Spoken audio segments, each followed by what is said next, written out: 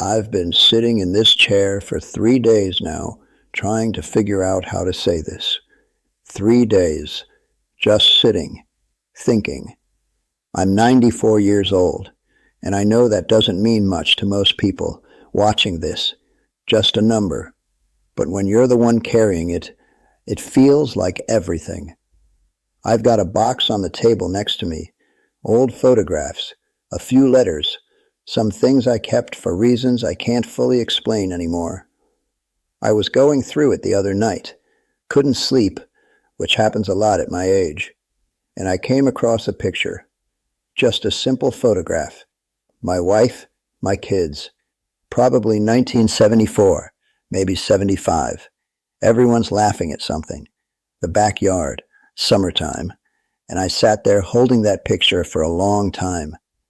Because here's the thing, by almost any measure, I had a good life. I worked hard. I provided. I built something. There are people in this world who would have looked at my career, my house, the life I put together, and called it a success. And for a long time, I believed that too. But sitting there the other night, holding that photograph, I started thinking about everything I missed while I was busy building that life. All the things I told myself could wait. All the moments I was there in body, but somewhere else entirely in my mind. I spent nearly 70 years chasing something. And the day I finally got it, the day I actually reached it, I looked around and realized I'd already lost everything that actually mattered. I grew up in Ohio, small town, nothing fancy. My father worked at a factory his whole life. Same factory, 38 years, never complained once. My mother kept the house, kept us fed, kept everything running on almost nothing. That was just how it was back then. You didn't talk about being tired. You didn't talk about being unhappy. You just kept going. And I respected that. I still do. I met my wife, her name was Margaret, when I was 22. She was working at a diner on Clement Street. I came in for coffee and ended up staying 3 hours. Not because the coffee was good. It wasn't. But because she laughed at everything. That's what I remember most about her, even now. That laugh. Easy and real. Like nothing in the world could stay serious for too long around her. We got married in 1956. Had 3 kids, 2 boys and a girl. Our house was loud and small and always slightly chaotic. Somebody was always crying or laughing or needing something. And I loved it. I genuinely did.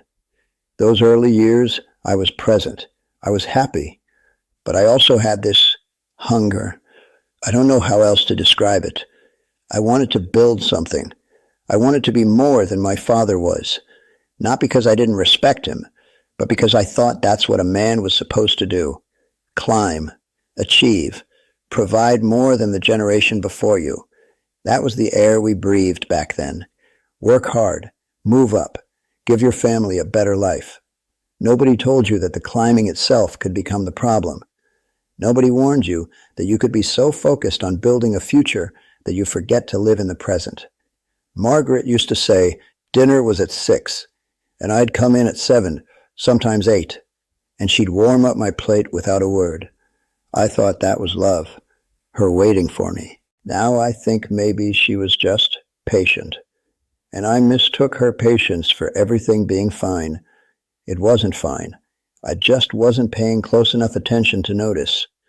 It was the fall of 1987. I remember it clearly because I had just been made regional director for the company I'd been with for almost 20 years. It was the thing I'd been working toward for a long time.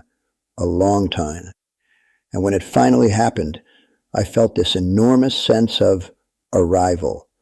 Like I'd crossed a finish line I'd been running toward my whole adult life. That same week, my youngest, his name is David, he had a part in his school play. Something small. I don't even remember what it was.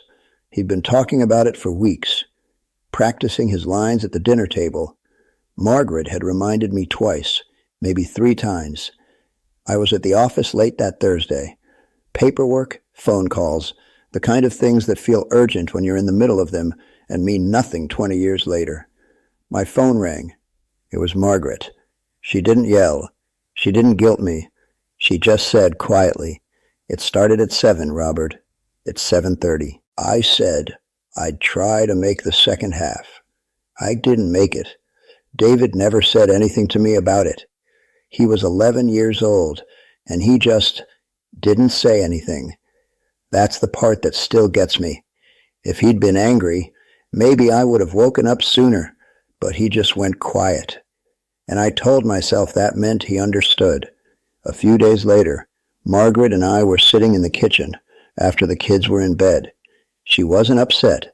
She wasn't crying. She was just still. And she looked at me and said very calmly, "You were never really here, Robert. Even when you were sitting right here at this table, you were never really here." I told her she didn't understand the pressure I was under. I told her everything I was doing for this family. She nodded, didn't argue, just nodded and got up and rinsed her cup and went to bed. And I sat there at that kitchen table feeling completely justified. That's the word, justified. I had worked hard. I had provided. I had done what a man was supposed to do, and I genuinely believed that. I believed it for a long time after that night. But something about the way she said it, so calm, so tired, so certain, it never fully left me. I just wasn't ready to listen to it yet. The years after that didn't fall apart all at once. That's the thing nobody tells you.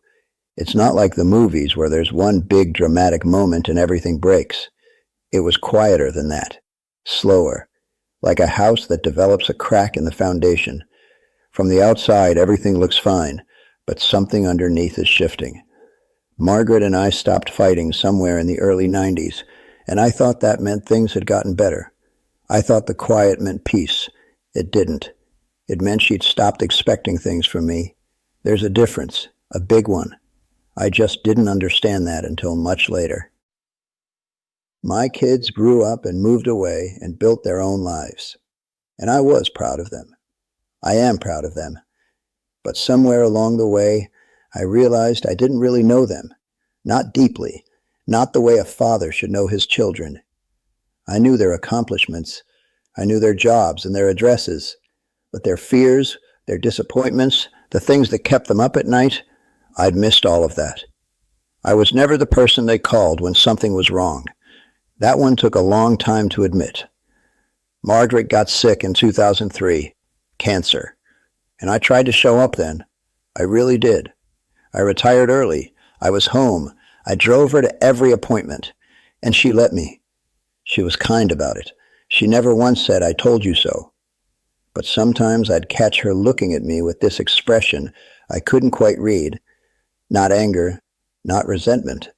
Something more like a quiet sadness. Like she was grateful I was there and grieving something at the same time. She passed in 2006. And the grief that hit me wasn't just losing her. It was the specific, suffocating grief of realizing how much time I'd had with her and how little of it I'd actually used. Here's the thing I've never told anyone.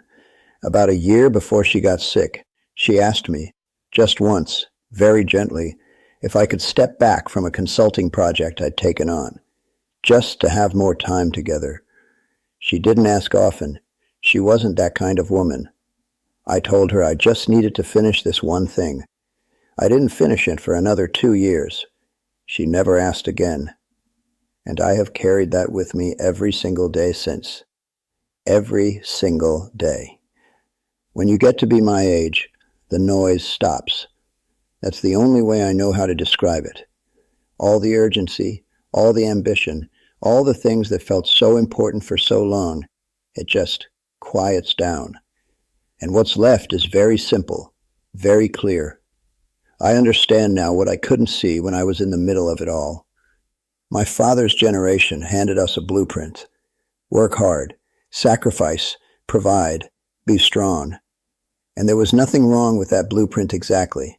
Those men built real things, carried real burdens, but something was missing from it.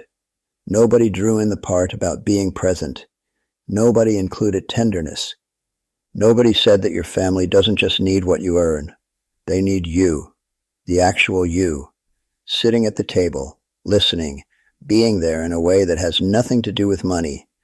I followed that blueprint faithfully my whole life, and I built exactly what it promised, and it was not enough. The regrets I carry aren't dramatic. That's the strange thing. They're not about some great failure or catastrophic mistake. They're small, 1,000 small things. Dinners I came home late to, conversations I half listened to, bedtimes I skipped. A Saturday morning when David asked me to throw a ball around and I said, maybe later, maybe later. I don't know how many times I said those two words over the course of my life, but I know it was too many. A few months ago, my daughter called me just to talk. No reason. She said, I just wanted to hear your voice, Dad. I held onto that phone call for days. That one small moment gave me more than 30 years of professional achievement ever did. I think that says everything. I just wish I'd understood it 50 years earlier. I wish I hadn't needed to be 94 to finally see it clearly. If you're in your 40s or 50s right now, I need you to hear this. Not as a story, not as something interesting you watched for a few minutes and then scrolled past. I need you to actually hear it. The work will still be there tomorrow. The meeting can be rescheduled. The project will survive without you for one evening. I promise you that. I spent decades believing those things couldn't wait, and I was wrong. Almost every single time I was wrong. But your kids won't be 11 years old again. Your wife won't have that laugh forever. Your parents, if they're still here, they won't always be. Time moves in one direction, and it does not slow down to wait for you to finish one last thing. Go home tonight. Put the phone down. Sit at the table. Actually listen to whoever is talking to you, not while thinking about something else. Just listen. I'd give back every promotion, every award, every dollar I ever earned above what we needed to live comfortably. I'd give all of it back, without a second thought, for one ordinary Tuesday evening. Margaret at the stove, the kids loud and arguing about something that doesn't matter. Me actually present, actually there. I never got that Tuesday back, but you still have yours. That's the only reason I'm sitting here telling you all of this at 94 years old. Not for sympathy, not for attention, just because somebody should have said it to me a long time ago, and nobody did. Don't wait till you're 94 to figure out what mattered. Please, don't wait that long.